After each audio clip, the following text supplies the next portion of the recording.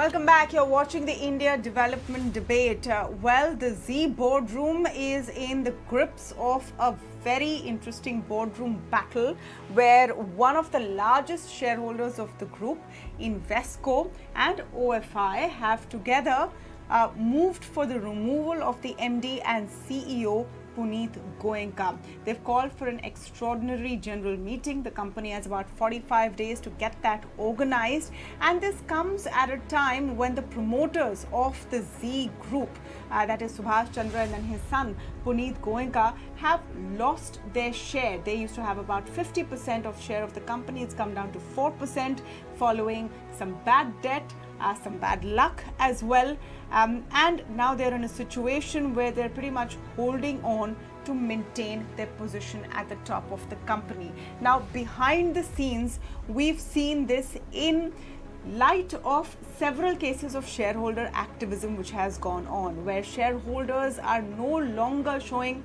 perhaps deference to larger-than-life promoters. They're asking tough questions. They're demanding answers on corporate governance. And of course, institutional shareholders have perhaps even a lower tolerance threshold. So what is the story behind the Zee boardroom battle? And will Mr. Punit Goenka be able to hold on to the top slot? To speak more on this, I'm joined today by Shriram Subramanian, MD InGovern, Amit Tandon, founder and managing director, IIAS and J.N Gupta, founder and MD of SES. He's also, of course, former ED at SEBI. Welcome to all of you and thank you for joining us today. Amit, I want to start by getting your view on what has been going on over here. We had an AGM which was already pre-scheduled today, where we saw a slew of very loyal and effusive shareholders come in and shower praises on the management which is currently there, saying that they back them fully. Was it a show of strength in a sense? Do you think it's an inkling into how a possible vote in the EGM will go? Mana, thanks for inviting me to your show. I think, one of the advantages of virtual AGMs and which we saw today was that, people don't have to be necessarily present on the ground. So you had people speaking from Calcutta or Surat, or to say nothing of Bombay itself. And that's an advantage where different people can participate. But the downside, of course, is that it's very tightly controlled by management. The management decides who can come and speak, who can get a say. And therefore, you found a lot of people who kind of came and said that they were reasonably happy with the management. But then you need to remember that, look, people may be happy, but at the end of the day, they don't own the shares. The shares are held by the institutional investors who own a significant chunk of the equity. So when it comes to what happens with regard to voting, they're the ones who have a decisive say in what the outcome will be. Back to you. Okay. Shriram Subramanian, give some context for our viewers. Why are institutional investors unhappy? This, of course, comes in the backdrop of these particular lot of investors increasing their ownership in the company and now moving to replace the management. Why is there cause for concern that they are expressing in this manner? So if you look at the history, about 2 years ago, Invesco bought or acted as a white knight and bought shares pledged by the promoters and acquired those shares at 400 rupees or so.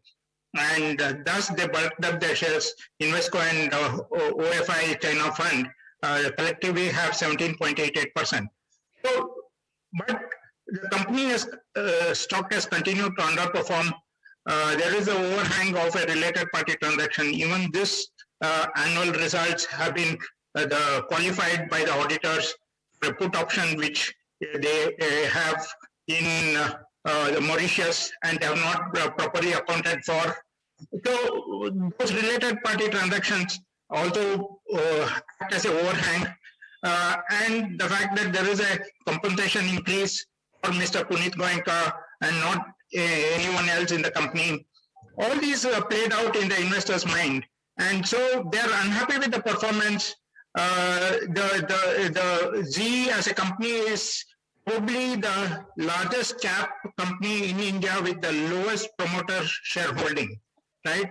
I mean, in that sense of, and it's plumb for a activism role where there is fragmented shareholding, the operating flows are quite high, and there is the promoter can easily be displaced.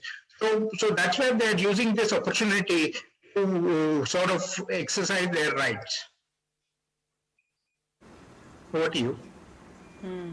You know, I'm going to bell the cat and ask Mr. J.N. Gupta about whether he thinks they will be successful in evicting Mr. Punit Goenka. Is there a chance of that, Mr. Gupta? And what is the role of the directors you see? Because just before the AGM today, two directors, Manish Chokhani and Ashok Kurien, refused to extend their term. They bowed out.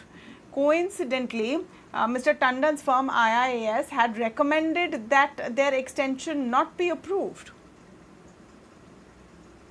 See, I think it is a situation where wisdom comes to people very late in life. See, it is very difficult to believe these two directors who have quit just now, saying that they are not willing to extend the term, whereas 2 months back they would have given their consent to the nomination and remuneration committee, or maybe they are part of that they are willing to get extended. So the timing of the Invesco notice and timing of their resignation cannot be a coincidence. It is just very simple that they did not want to face the ignominy of defeat in the EGM. They have done this. Second thing is that your question whether what are the likelihood of the resolution passing. You have heard Amit, and we very well know that retail investors or small individual investors do not have any say, because most of the institutions are holding the shares in the G, and retail does not vote, institutions vote as compared to retail. So the likelihood, I am again saying likelihood of its success is there, because investors will vote and there is no reason. Unless until there are investors who do not see eye to eye with Invesco and there are two different group of investors, then we may see a better ahead. That is second point. But third point, as you have said right from beginning, that Subhash Chandra and family, they had around 50+% of the equity and they have come down to 4%. Now that is where I would say that they are a bit different as compared to others. On one hand, I put them into the same category, same class, that they were also responsible for the abusive related party transaction. For them, I have no mercy for them, no soft corner for them. But on the other hand, they did everything possible by selling their fortune to get rid of the debt and make the company clean. So at least out of 100, if you deduct 50, 60, 70 or 80, 90 marks for being an abusive related party transaction, you got to give them some credit for repaying the debt. That is one. And fourth point is this. I totally agree that governance is bad. But then the question is the company also being run badly or not? I think none of us as a proxy advisor, since we have domain expertise or we sit in the board, we cannot comment, because otherwise we will be subjective. But that decisions, other than us, investors know much better whether the company is run better compared to company A or B or not C. We do not know. We only know the governance, or at least I can speak for myself. I would be wrong if I say I know whether the company could have run better or not. I would not know. So sitting here in the TV studio, if I say the G is being run very badly, I will not be correct. Or I would say if G is run very efficiently, I will also not be correct. So it will be very difficult for us to comment on the operational parameters. As far the governance is concerned, all three of us are giving our report. But again, we say the problem started with the related party transaction, and it must be a wake-up call for all Indian promoters that if today you get into a related party transaction which are abusive, probably in future you will be facing the music, and a very loud music.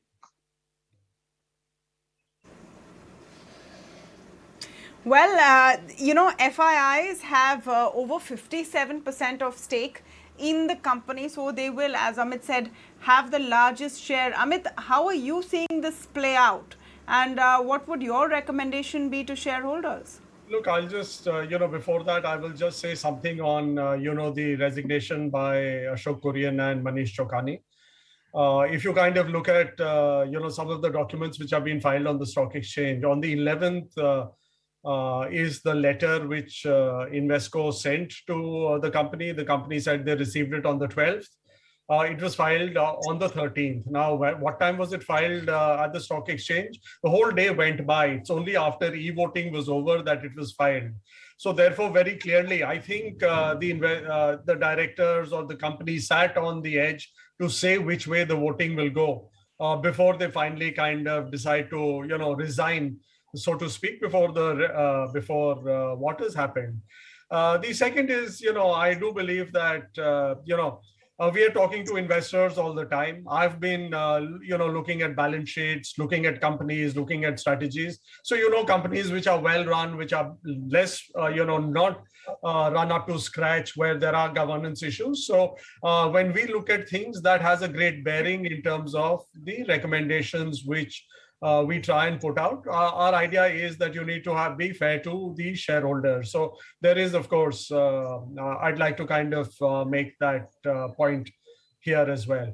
Now, as we said, as Mr. Gupta pointed out, the investors, there's seldom that you find that they're all voting en bloc, because, different people have different business models. And by that, I mean, an insurance company can be large, long-term. An AIF or a hedge fund could be extremely short-term outlook.